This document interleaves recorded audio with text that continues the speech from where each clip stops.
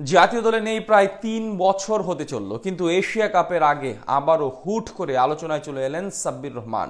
Tournament শুরুর 2 মাস আগে net দুনিয়ায় সরব হচ্ছেন তার ভক্ত সমর্থকরা। আবারও জাতীয় দলে দেখতে চান তাদের প্রিয় তারকাকে। সবার চাওয়া আরও একবার 22 গজে ঝড় তুলবেন এই পাওয়ার হিটার। এশিয়া কাপের আগে সাব্বির রহমানকে ঘিরে এমন আলোচনার বিস্তারিত রিপোর্ট।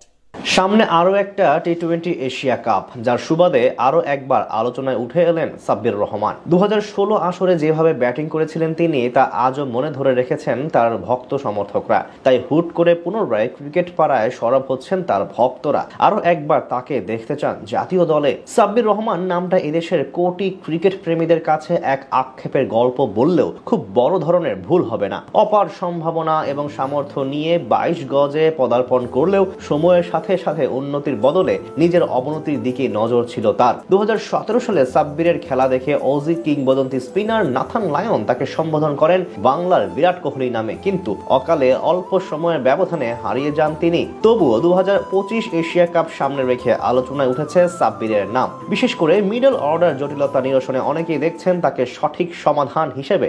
সবশেষ 2 সিরিজের দাপুটে জয় পেলেও টাইগারদের 5 নম্বর পজিশন নিয়ে সমস্যা ছিল স্পষ্ট।